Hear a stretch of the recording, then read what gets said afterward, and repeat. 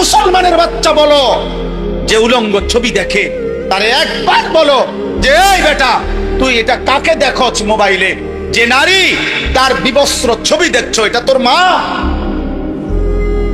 এই নাফরমান ছেলেরা, আমি বুঝি না, আমরা তো চেহারা দেখলেই বুঝি। আমি দাঁড় করাই, নারী আসক্ত ছেলে দাঁড় করাই, মোবাইলে উলঙ্গ ছবি দেখো আমি দেখাই, আমি দাঁড় করাই।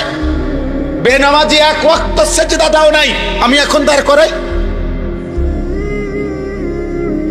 আমি ইনশাআল্লাহ কোরআন সামনে বলবো, তো তুমিও কোরআন ধরে বলবা, কসম করে বলবা, আল্লাহকে কসম করে বলবা যে না আমি নারী দেখি না, ছবি দেখি না, উলঙ্গ দৃশ্য দেখি না। বলো, এই তোমার মা, যাকে দেখো সে তোর মা বেটা, তোমার বোন, তোমার মেয়ে, তোমার ফুফু, তোমার খালা। এই অসভ্য, তো যাকে দেখো সেও তো কারো মা। তুমি কি চাও তোমার মাকে কেউ উলঙ্গ দেখুক? কথা বলেন, একটা ছেলে বলো, বলো বাপ বলো, বলতে হবে আজকে। বলো, তুমি চাও তোমার মাকে কেউ বিবস্ত্র দেখুক? তোমার বোনকে, তোমার মেয়েকে, তোমার খালাকে, তোমার ফুফুকে? তাহলে তুমি কেন অন্যের মাকে দেখো? সে কি কারো মা না? সে কারো বোন না? সে কারো মেয়ে না? সে কারো খালা না? সে কারো ফুফু না? তো দেখবা না।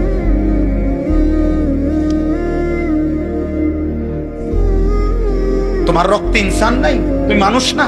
তুমি পশু? আল্লাহর নবী সাল্লাল্লাহু আলাইহি সাল্লাম এই কথা বলছেন। এই কথা নবীজি বলছেন, নবীজি। আমি তো বললাম না, রাসূলুল্লাহ সাল্লাল্লাহু আলাইহি সাল্লাম এক যুবককে এই কথা বলছে। এই যুবকের এই কথা বলার পরে যুবকের কলিজায় এমন ধাক্কা লাগছে, যুবক বলছে ইয়া রাসূলুল্লাহ, আল্লাহর কসম আমি আর কোনোদিন জিনার রাস্তায় পা বাড়াবো না।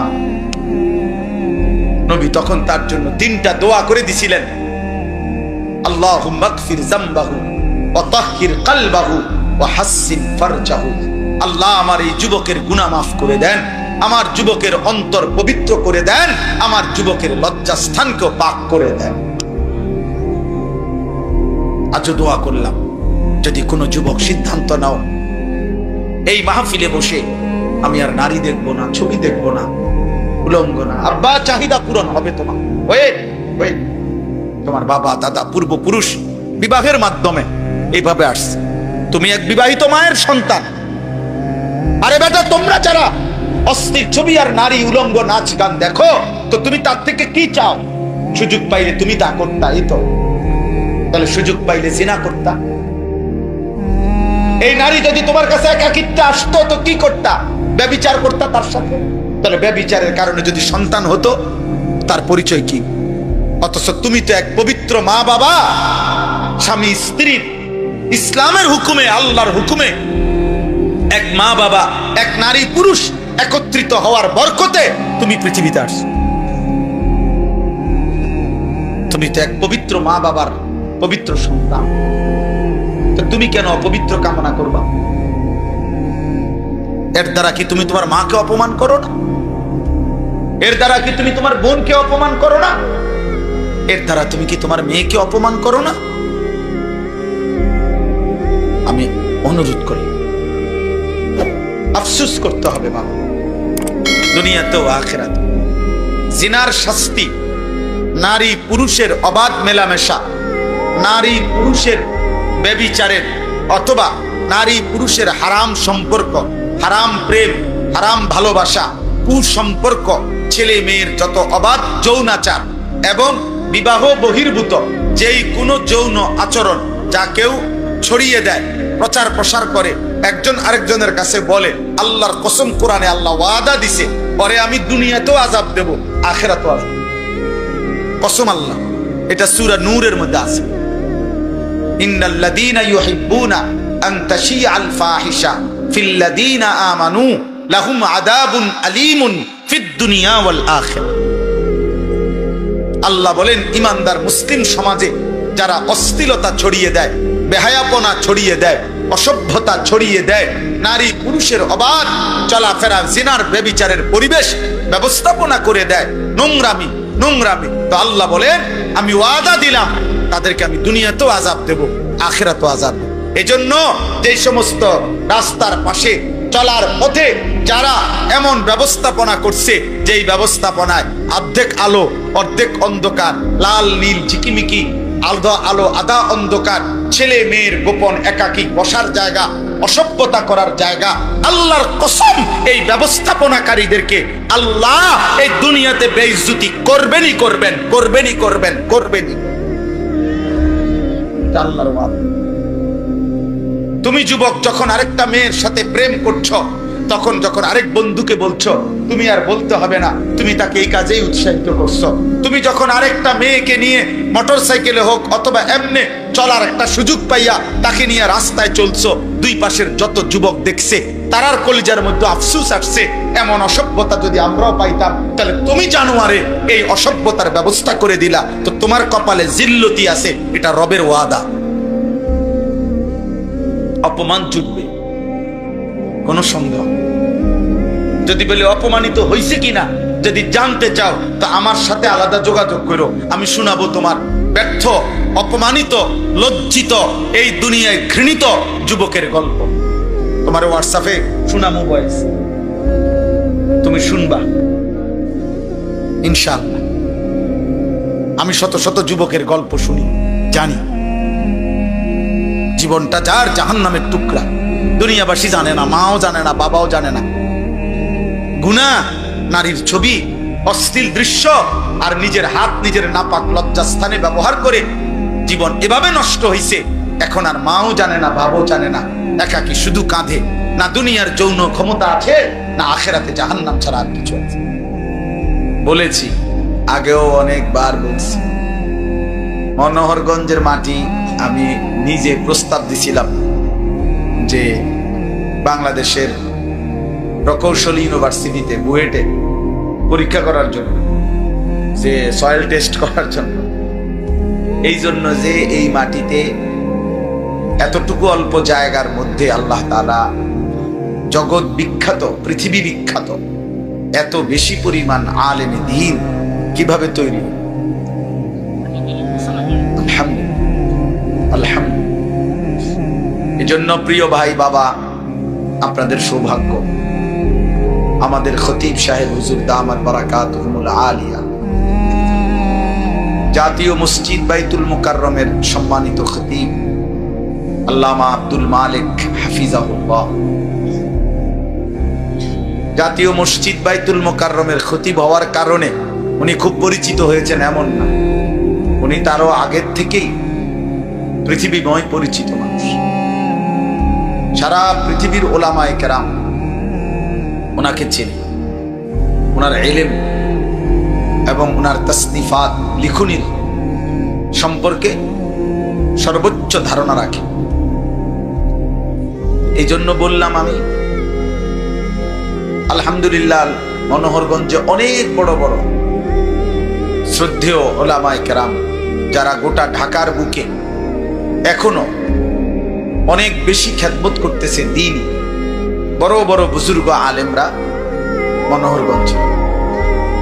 এবং আলহামদুলিল্লাহ, আজকে যিনি দোয়া করবেন, মুনাজাত করবেন, যিনি সত্যিকার কথা, প্রিয় ছেলেরা, বাবা, আমি সবার কাছে অনুরোধ করি, আমার অনেক শ্রদ্ধেয় তিনি, আমাকে কলিজা দিয়া যিনি মহব্বত করে, পীরে কামেল শেখুল হাদিস আল্লামা হযরত মাওলানা হুসাইন আহমদ সাহেব দামাত বারাকাতুহুল আলিয়া, হযরত ইনশাআল্লাহ আছেন, আসবেন, সংক্ষিপ্ত কথা বলে দোয়া করবেন আমার পরে।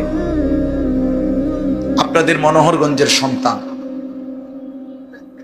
আপনাদের প্রত্যেকের কাছে অনুরোধ, আপনারা প্রত্যেকেই মুনাজাত করে ইনশাআল্লাহ যাওয়ার চেষ্টা করবেন। আল্লাহ তৌফিক দান করেন। কোন আল্লাহ ওয়ালার দোয়া, মুনাজাত, এটা আমাদের জন্য অনেক বড় পাওয়া। কোরআনুল কারীমের মধ্যে আল্লাহ তাআলা বলেন, ওয়াত্তাবি' সাবিলা মান আনাবা ইলাইহি, তোমার আগে যারা আমি আল্লাহর দিকে ঝুঁকেছে, আমি আল্লাহর দিকে যারা ঝুঁকে আছে, আখিরাতের দিকে যারা ঝুঁকে আছে, তুমি তাদের অনুসরণ করো। এটা আল্লাহ তাআলার আদেশ। জীবন চলার পথে কোনো মানুষের জীবনের সবচেয়ে বড় সার্থকতা, সফলতা, যে তার জন্য এমন একজন অভিভাবক মিলা থাকা যে তাকে টেনে ধরে, যে তাকে আগলাইয়া রাখে, যে তাকে শুধরাইয়া দেয়,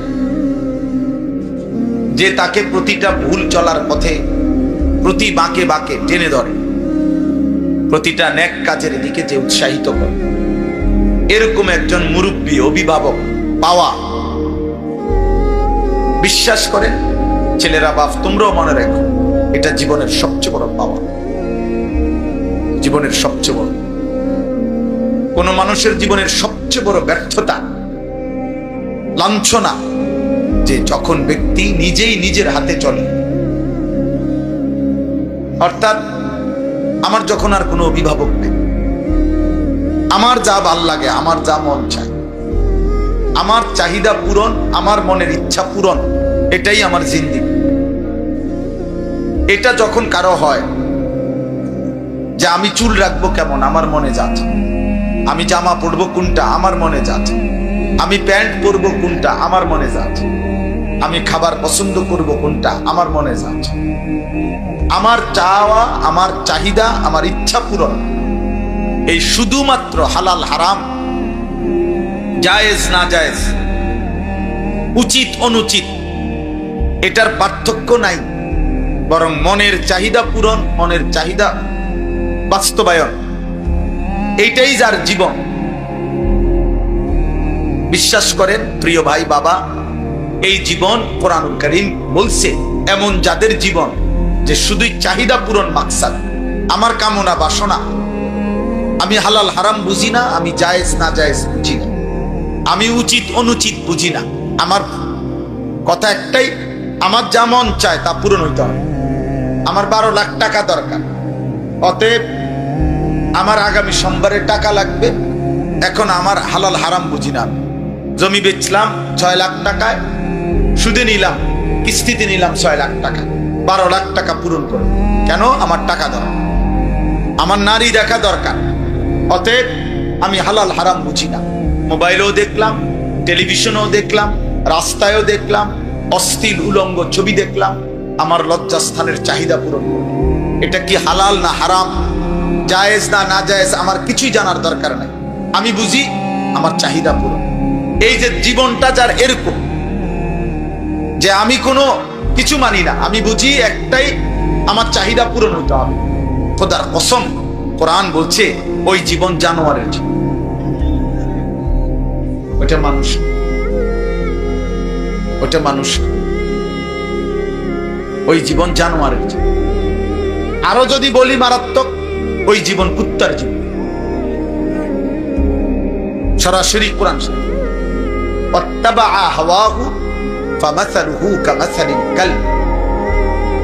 আল্লাহ তাআলা ওই দেখেন, ওই যেন ওই বেয়াদব দেখেন, মানে সর্বসময় কিছু বেয়াদব এমন থাকে যে কোনো কিছুতেই এদের ব্রেনে কাজ করে না, হয়তো নিশ্চিত সে আগের কথা বুঝেই নাই, মানে সে বাংলাই বুঝে না, সে হয়তো ইংরেজি মাতৃভাষা তার, যার কারণে আমি ইংরেজিতে বলতে না পারার কারণে বা বুঝে নাই, তখন আমি বাংলাতে না বলছি যে মোবাইল ভিডিও রেকর্ড করবেন না হাত দিয়ে ধরে, বেচারা তো তার জন্ম ভাষা মাতৃভাষা তো ইংরেজি, এই কারণে অপদার্থ বুঝে না। দোস্ত, এমন জীবন যেন না হয় যে জীবন তোমার আলো অন্ধকার পার্থক্য বুঝে না, যে জীবন তোমার ভদ্রতা আখলাক বোঝে না, যে জীবন তোমার চারপাশ থেকে কিছু শিখায় না, যে জীবন তোমারে হক না হক চিনায় না, এটা কোনো জীবন না, এটা কোনো জিন্দেগি না।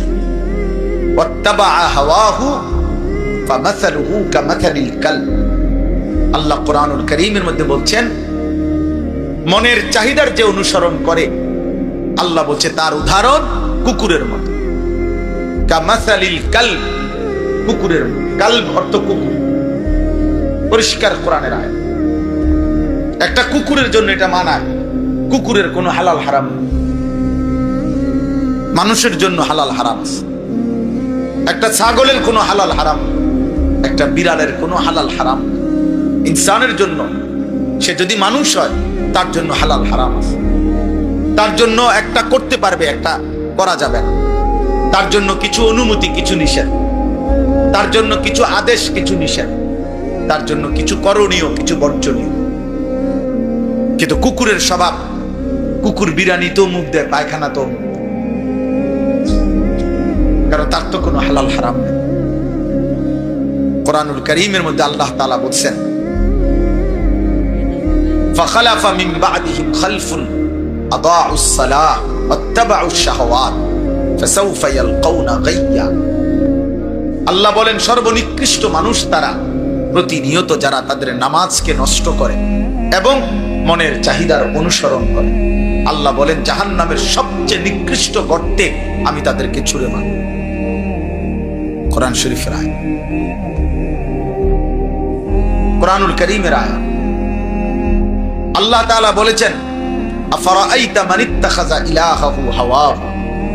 আল্লাহ বলে বন্ধু আপনি কি ওই নাফরমানকে দেখেছেন যার মনের চাহিদাই তার খোদা, তার আলাদা কোনো কেউ নেই। তোমার সবকিছু নিয়ন্ত্রণ করে কে? মনের চাহিদা। তার কোনো আল্লাহ, রাসূল, কিতাব, দ্বীন, মা বাবার ইজ্জত, সম্মান, বংশের সম্মান কিছুই তার দ্বারা না। আল্লাহ বলেন যার খোদা তার নফস, তার চাহিদা, হাওয়া, মনের ইচ্ছা, মনের ইচ্ছাই মনের চাহিদাই যার খোদা, তাকে নিয়ন্ত্রণ করে যাকে। আল্লাহ বলেন এমন নাফরমানকে আমি তিনটা শাস্তি দিই।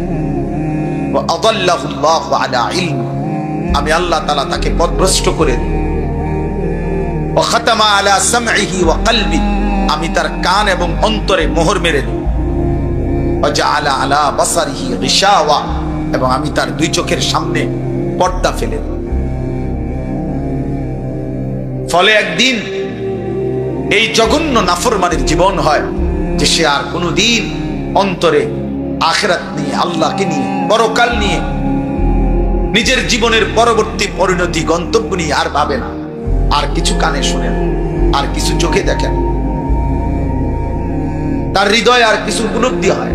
কোরআনে আল্লাহ বলছে এমন হৃদয়, যে হৃদয় কিছু বুঝে না আল্লাহর কথা, আখিরাতের কথা, যে কান শুনে না আল্লাহর কথা, আখিরাতের কথা, যে চোখ আল্লাহর কুদরত কোরআন দেখে না, তো আল্লাহ বলছে উলাইকা কাল আনআম, ওটা জানোয়ার, ওইটা চতুষ্পদ জন্তু, বাল হুম আদাল, অথবা যদি লক্ষ্য করো তো ওইটা জানোয়ারের চাইতে নিকৃষ্ট, ওইটা কুত্তার চাইতেও খারাপ, কুত্তার চাইতেও নিকৃষ্ট, ওটা জানোয়ারের চাইতেও নিকৃষ্ট। কেন? মানুষ এবং জানোয়ারের মাঝখানে কোনো প্রাণী নেই। এই জন্য কেউ যদি কুকুরের মতো না হয় তাইলে তাকে কুকুরের থেকে মানুষের নিচে, কুকুরের উপরে উঠানোর মতো কোনো প্রাণী নেই। যে এই লোকটা মানুষও না, গরুও না, মাঝখান দিয়ে কিছু নাই। এই লোকটা মানুষও না, ছাগলও না, মাঝখান দিয়ে কিছু নাই। আরেকটা কি করবো নাম, এরকম কোনো প্রাণী নাই। এই লোকটা কুকুরও না, মানুষও না, তো মাঝে দিয়ে কিছু নাই। এই লোকটা শুকরও না, মানুষও না, তো মাঝে দিয়ে কিছু নাই। এই জন্য তাহলে কি করতে হবে? তারে ওই জানোয়ারের চেয়ে নিচে নামে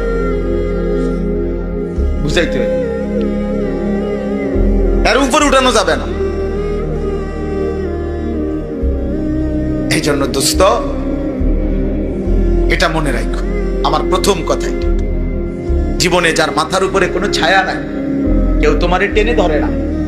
মনে করো তোমরা এক সপ্তাহে যারা অনবরত মোবাইলে নারী ছবি, অশ্লীল দৃশ্য দেখতেছ, কিন্তু আশ্চর্য তুমি এক মিনিটের জন্য হইলো, 30 সেকেন্ড জন্য হইলো ভাইবো যে তোমার এত বড় বদনসিব, দুর্ভাগা যে তুমি নষ্ট হয়ে যাচ্ছ, চরিত্রহীন হয়ে যাইতেছ, কিন্তু কেউ তোমার একটাবার ডাকলো না যে কিরে বাবা এটা কি করছো, এটা তো গুনাহ। এই কথাটা তোমার কপালে জুটলো না, কেউ বললো না আহ আরে বদনসিব তোর কপালে তো মন্দ হলো, তোর কপালে তো মন্দ হলো। আমি প্রতিদিন আমার আফসোস এটা, 365 দিন এক বছরে কোনোদিন ফজরের নামাজ একদিনও পড়লা না, তুমি এত বড় দুর্ভাগা কেমনে হইলা যে একটা মানুষ তোমারে, তোমার আপন মা বাবা সহ একটা মানুষ তোমারে এই দুনিয়াতে কেউ ডাকলো না যে কিরে বাবা তুই না মুসলমানের বাচ্চা, তুই ফজরের নামাজ পড়তি? তোমার উপরে খোদার কোন লানত পড়লো।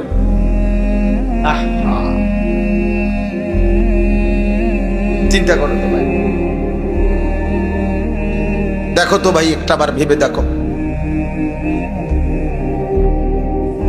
গত 10 বছর ধরে যারা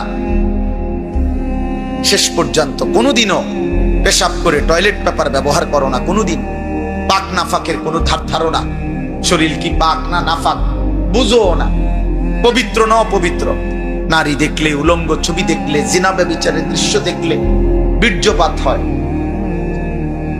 এতে করে শরীর নাপাক হয়, এই অভিশপ্ত নাপাক। আহা, কিন্তু সে জানেও না শরীয়ত কি, দিন কি, পাক নাফাক কি, কেউ তারে বলেও না যাব্বা তোর চেহারাটা এমন হয়ে গেল কেন, এমন সুন্দর, মাত্র 16 বছর, এমন কালো চেহারা, মাত্র 18 বছরে তুই আল্লাহ, খোদা, নবী, রসুল, কোরআন, কিতাব কিচ্ছুর লগে কোনো সম্পর্ক নাই। আহারে, তোমরা আসছো তো মাশাআল্লাহ, অনেক দৌড়াইয়া ছুইটা, অনেক ছেলে বাবা, কিন্তু চেহারা দেখে অধিকাংশই এই কিশোর যুবক, তোমাদের আকসার চেহারা দেখেই প্রমাণ হচ্ছে বেনামাজ। যদি এখানে 2000 ছেলে থাকো 30 বছরের নিচে, তো অধিকাংশই তোমরা এশার নামাজ, আজকের 1 ওয়াক্ত নামাজ পড়ো নাই। আরে বদনসিব, আয় হায় অভিশপ্ত, তোর মা তোকে ভুলে গেছে, তোর বাবা তোকে ভুলে গেছে, তোর আখিরাত তোকে কে ভুলাই দিল?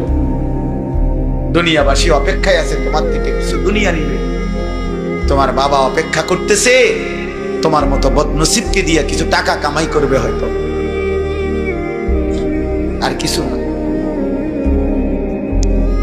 আর তুমি যত রকমের চুল ফিরাইছ, নির্দিষ্ট সময়ের পরে পূর্বে তোমার জন্য কোনো নারী মিলবে না। যত উলঙ্গ আর নর্তকী ছবি দেখো, নির্দিষ্ট সময়ের পূর্বে তোমার কপালে বিবাহ জুটবে। তোমার আব্বা না, তোমার দাদার 14 গোষ্ঠী কবর থেকে আসলো, তোমার জন্য মালিকের ফয়সালার ব্যতিক্রম কেউ কিছু আনতে পারবে না। তুমি নষ্ট হয়ে যেতে পারবা, চরিত্রহীন হয়ে যেতে পারবে, তুমি শরীর, যৌবন, সক্ষমতা সব নষ্ট করে দিতে পারবা, কিন্তু কপালে কিছুই জুটবে না। শেষ পর্যন্ত জুতার বাড়ি ছাড়া, জাহান্নামের আযাব ছাড়া আর কিছুই জুটবে। হ্যাঁ, কোরআনুল কারীমের মধ্যে আছে, আল্লাহ তাআলা বলেন, শুনাই,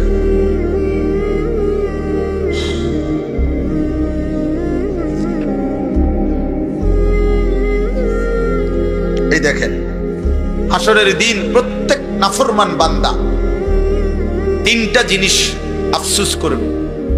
1 নম্বর বলবে, আন তাকুলা নাফসুন ইয়া হাসরাতা আলা মা ফাররাতু ফি জামবিল্লাহ।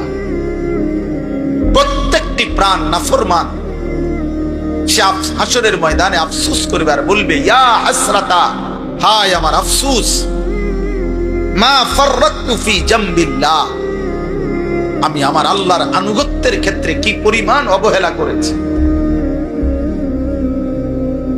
ওয়া ইন কুনতু লামিনাস সাখিরিন, আমি তো আমার আল্লাহর হুকুমকে ছেড়ে দিয়েছি, আর আমি প্রতিনিয়ত প্রত্যেকটা গুনাহের মাধ্যমে আমি যেন আমার আল্লাহর সাথে ঠাট্টা করেছি। আমি যেন আল্লাহকে বলি, আপনি নিষেধ করছেন, হ্যাঁ আমাদের গনিও না, আপনি আজান দিয়ে আমারে ডাকছেন নামাজের জন্য, হ্যাঁ আপনার গনিও না, ছড়েন আপনি কেন? খোদার কসম, আল্লাহ বলে, নাফরমান তুই আফসোস করবি সেদিন যে হায়, আমি দুনিয়াতে আমার আল্লাহর বিধান মানে আল্লাহর সাথেই আমি ঠাট্টা করেছিলাম, ঠাট্টা করেছি। 2 নাম্বার, আও তাকুল লাউ আন্না আল্লাহ হাদানি লাকুনতু মিনাল মুত্তাকিন। প্রত্যেক নাফরমান কিয়ামতের দিন জাহান্নামের ভয়ানক আযাব দেখে বলবে যে হায় আল্লাহ, আমার কপাল বন্ধ, আপনি যদি আমারে জোর করে হেদায়েত দিতেন তাহলে তো আজকে আমিও মুত্তাকিদের অন্তর্ভুক্ত হতাম, জান্নাতি হতে পারতাম। আজ তাকদীরের দোষ দিতেছে, মানে দোষটা আল্লাহর উপরে চাপায় দিচ্ছে। নাউজুবিল্লাহ। 3 নম্বরে বলবে আও তাকুলা হিনা তারাল আযাবা, চূড়ান্ত জাহান্নামের আযাব যখন নাফরমান হাসরের ময়দানে দাঁড়িয়েই দেখবে, তখন প্রত্যেক পাপী বলবে লাউ আন্নালি কাররাতান, আমারে যদি পুনরায় দুনিয়ায় ফেরত দিত, ফাআকুনা মিনাল মুহসিনিন, তাহলে আমি পুরোপুরি নেককার হয়ে যেতাম। আল্লাহ তাআলা বলে বান্দা 3টা কথা বললি। 1 নাম্বার বললি যে আমার দ্বীনের সাথে ঠাট্টা করেছিস। 2 নাম্বার নিজেই বললি আমি হেদায়েত দিলে তুমি মুত্তাকি হইতে পারতা। আর 3 নাম্বার বললা যে দুনিয়ায় এখন আবার ফেরত দিলে আবার নেক আমল করবা। আল্লাহ বলেন